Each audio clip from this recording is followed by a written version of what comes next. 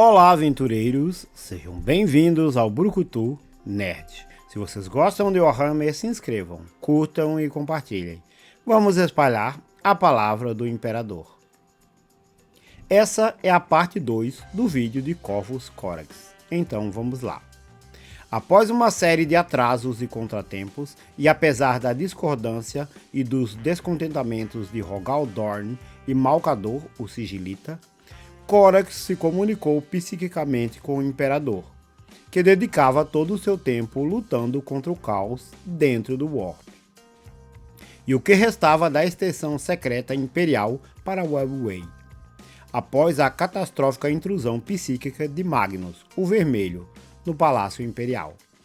O Imperador revelou certas verdades a Corax: a existência do projeto imperial para controlar partes da Webway, a natureza do caos e a verdade por trás do surto da chamada heresia, que na realidade foi uma campanha total dos deuses do caos para derrotar o Imperador e escravizar a humanidade, usando Horus e as legiões traidoras como seus peões.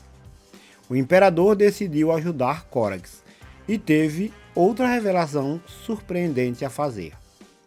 Os recursos genéticos do projeto Primarca não haviam sido destruídos, como todos pensavam, mas ainda existiam e estavam adormecidos, incluindo amostras vivas do estoque genético original que o Imperador usara para criar os 20 Primarcas.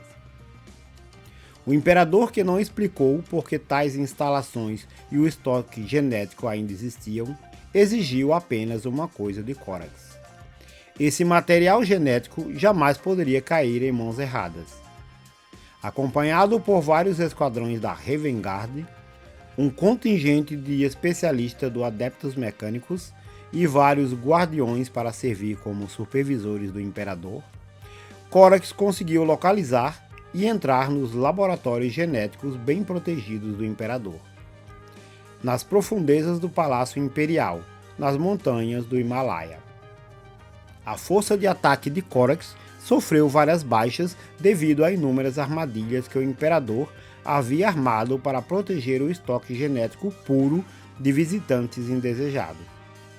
O estoque genético do Primarca e as informações técnicas relacionadas foram protegidas, e Corax e seus guerreiros da Ravengard retornaram a Deliverance para começar a reconstruir a 19ª Legião. Após várias semanas de esforços de Corax, do apotecário-chefe Vincent Six e do genitor Magus Nexin Orliandrax, um avanço foi alcançado e um novo reservatório de semente dos Astartes estável foi extraído do DNA do Primarca. A semente era muito mais pura do que o estoque genético normal da Ravengard, pois provinha do DNA do Primarca não diluído, antes de ser decomposto nas 20 fitas recombinantes diferentes que deram origem aos Primarcas. Foi implantado um cronograma de desenvolvimento extremamente acelerado em 500 aspirantes, com excelentes resultados. Os Astartes resultantes, embora carentes de experiência em combate, eram ainda mais capazes e eficazes do que os típicos fuzileiros espaciais da Ravengard. Eles receberam o nome de Raptors e foram colocados sob o comando geral do Capitão Brain, que servia como mestre de recrutas da Legião, após um batismo de fogo em um ataque bem-sucedido contra um posto avançado de inteligência, estação de escuta dos portadores da palavra. As perspectivas para a reconstrução da 19ª Legião pareciam realmente promissoras. A Legião Alpha, porém, tinha outros planos. Esperando pacientemente até que a Ravengard alcançasse o avanço genético, eles estavam fomentando a rebelião entre as antigas guildas tecnológicas de Kiavar, o mundo forja que a lua da libertação circundava. Enquanto reuniam uma força da Legião Alpha nas proximidades e simultaneamente enganavam seus aliados nominais entre as outras legiões traidoras e seus supostos aliados na Cabala, sob seu verdadeiro propósito, com a ajuda de adeptos do Dark Mechanicum, os agentes da Legião Alpha dentro da Ravengard contaminaram o estoque genético puro dos primarcas, mantido pela Ravengard, com um vírus contaminado com uma essência demoníaca.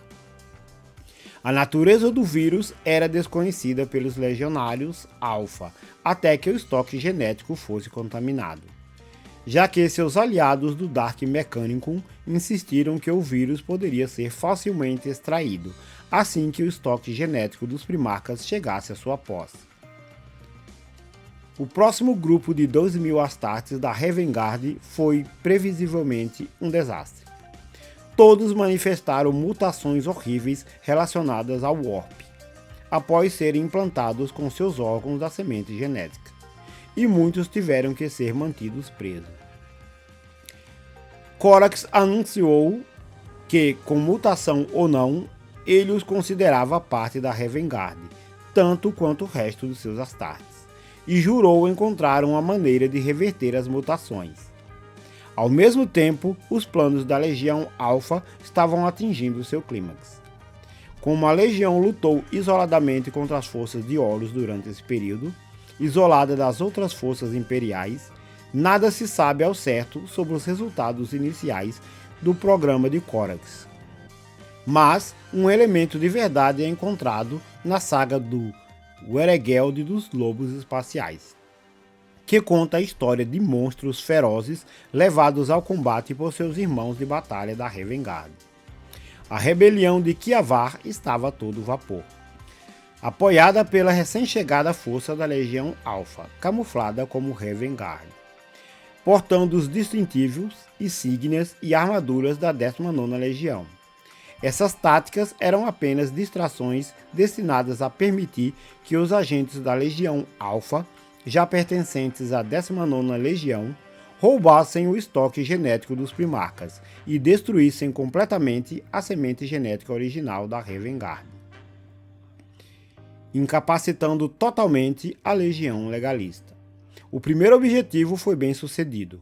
O DNA dos primarcas e todas as informações sobre ele foram obtidos por Omegon, que estivera secretamente em Kiavar todo esse tempo, manipulando os eventos conforme necessário.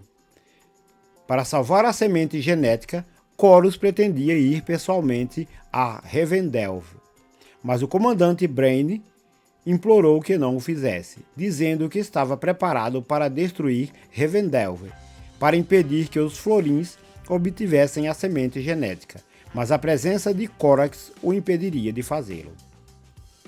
A voz de Brain cortou a raiva no coração de Corax, e ouvindo uma voz em quem confiara por tanto tempo, Corax percebeu que estava vendo o rosto de Conrad Curze, e não podia permitir que sua obsessão em reconstruir a 19ª o consumisse tão completamente quanto o ódio consumira o Assombrador Noturno.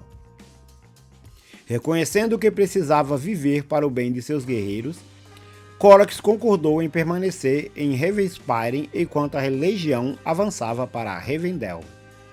No entanto, a destruição da semente genética da Ravengard foi impedida pelos mutantes da Ravengard, que foram incumbidos pelo moribundo apotecário-chefe Vincent Six de salvar o futuro da 19ª Legião. Corax posteriormente permitiu que os mutantes que conseguiram lutar se juntassem aos esquadrões dos Raptors da Legião. Eles participaram como o resto da Ravengard, uma pequena força de punhos imperiais e a corte Therion, reconstruída no primeiro contra-ataque contra os traidores e na campanha bem-sucedida da Ravengard contra a guarnição de um planeta controlado pelos filhos do Imperador, perto do sistema Kiavar. Infelizmente, a tentativa de reconstruir a força da 19ª Legião estava em ruínas. Com o coração pesado, Corax decidiu que sua tentativa de usar um atalho para reabastecer as fileiras de sua legião havia sido um erro. Ele determinou que a 19ª Legião reconstruiria suas fileiras da maneira tradicional, transformando lenta e meticulosamente aspirantes humanos em fuzileiros espaciais ao longo de muitos anos de alteração genética e treinamento. Mas o preço seria que a Ravengard não seria capaz de participar de forma significativa da defesa do Imperium contra as legiões traidoras. Após a reorganização posterior das legiões de fuzileiros espaciais, nos segundos capítulos fundadores após o fim da heresia de Horus, a Ravengard ficou em grande parte inoperante como unidade de combate, e foi forçada a passar décadas recrutando novos membros e se reconstruindo, encontrando-se lamentavelmente subequipada e desprovida de efetivo após o massacre de Istvan V. A Ravengard aprimorou e aperfeiçoou o uso de táticas secretas de guerrilha em pequenas unidades, que utilizavam pouco apoio de fogo, ou nenhum, apoio blindado ou outros equipamentos pesados dos quais os capítulos e seus sucessores careciam. Mesmo hoje, a falta de predadores, Land Riders e os padrões mais recentes de Power Armor da Ravengard refletem essas condições do passado do capítulo. Após a heresia de Horus, Corax permaneceu incapaz de esquecer as aberrações monstruosas e rosnantes da humanidade que ele mesmo havia criado. Quando Corax finalmente conseguiu reconstruir sua legião para algo próximo de sua força pré-heresia, a heresia de Horus já havia acabado. E o Codex Astarte de Roboute Guilliman exigia que a legião fosse dividida em unidades menores e mais flexíveis de 1000 Astartes, conhecidas como capítulos. Nunca mais um homem exerceria o poder de uma legião inteira de fuzileiros espaciais. Sabendo que a visão de Guilliman era verdadeira e necessária, Corax relutantemente dividiu suas forças restantes nos novos capítulos sucessores fundadores. Mas, depois de ponderar por horas solares sobre o que deveria ser feito para expiar seus pecados, ele decidiu administrar a paz do Imperador pessoalmente aos mutantes aberrantes restantes da Ravengard, rezando por suas almas e pela dele. Atormentado pela culpa após as execuções, Corax se trancou em seu quarto pessoal na Ravenspire, a Torre do Corvo, implorando pela misericórdia do Imperador recém-ascendido. Ninguém sabe se Corax recebeu a absolvição que pelo tanto procurou e orou. Mas um ano após se trancar na Torre do Corvo, ele deixou a torre e o mundo de Deliverance em direção ao Olho do Terror, para nunca mais ser visto no espaço imperial. Suas últimas palavras registradas foram: nunca mais. Sem o conhecimento de todos dentro do Imperium, após seu desaparecimento, Corax retornou seu papel anterior como a manifestação da justiça do Imperador. Durante seu tempo na Torre do Corvo, ele havia decidido adentrar o Olho do Terror em busca das legiões traidoras após o cerco da Terra, e caçar seus irmãos primarcas traidores. Ele começou com o arquiteto da ruína do Império, Lorgar Aureliano, dos Portadores da Palavra. No Olho do Terror, no mundo demoníaco de Sícaro, que os Portadores da Palavra reivindicaram para si após a Grande Expurgação, o Apóstolo das Trevas, Kalta-Ar, buscou erguer um enorme edifício para a glória de seu pai genético Lorgar e de seus deuses sombrios. Mas seu trabalho foi interrompido quando algo começou a matar os Portadores da Palavra sob seu comando. Seus escravos lhe disseram que era uma sombra que se ergueu e despedaçou os Astartes hereges. Quando a sombra finalmente chegou para Kalta-Ar, ele não tinha esperança de lutar contra ela. Então pegou os Portadores da Palavra sobreviventes e se retirou para o santuário de Lorgar. Desesperado pela ajuda do Urizen, o Lorgar que emergiu era imensamente diferente do homem que Corax havia derrotado nos campos de extermínio de Istvan V. Um gigante de pele dourada, envolto em um manto de runas pulsantes do caos, e segurando uma massa com espinhos ferozes. A presa de Corax agora irradiava poder e crueldade. Mas Corax também havia mudado. A exposição constante às energias do Warp dentro do Olho do Terror havia desfeito a fachada mortal que o Imperador havia conferido a seus filhos, e revelado a verdadeira consciência e natureza formada pelo Warp, que vivia sob a superfície de cada Primarca. Agora uma criatura humanoide de lâminas sombrias e vivas que podiam se transformar em uma enorme revoada de corvos, o ser que era Corax se lançou contra Lorgar, trocando golpes imensos que derrubariam um fuzileiro espacial em segundos. Os dois semideuses lutaram de um lado para o outro no enorme templo dos poderes ruinosos. Mas como antes, o Senhor dos Corvos levou a melhor. Invocando uma auréola de poder, Lorgar forçou seu algoz de olhos negros a recuar e cambaleou para dentro do templo Infinicius. Na torre, no coração de tudo, Lorgar mergulhou em uma câmara secreta e bateu as portas de Obsidian atrás de si. Gritando de ódio e frustração, Corax jurou a Lorgar que mesmo que levasse milênios, ele caçaria o Urizen e o desmembraria. Na porta negra que bloqueava o Senhor dos Corvos de sua presa, duas runas brilhavam, soletrando uma mensagem simples: negar o destino. Corvus gritou que tinha o cheiro de Lorgar e o caçaria para sempre. Apenas agora uma pequena curiosidade.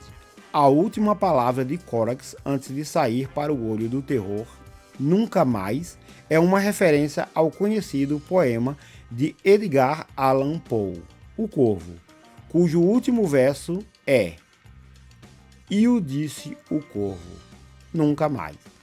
Nos ajude. Faça um pix de qualquer valor. R$1, R$2 será de uma ajuda monumental. Qualquer valor mesmo.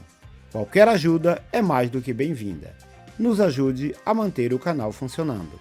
Se você chegou até aqui, digite Corax nos comentários. É um gesto simples, mas de extrema importância para o canal. Se você gostou, considere se inscrever, curta e compartilhe. Vamos espalhar a palavra do Imperador.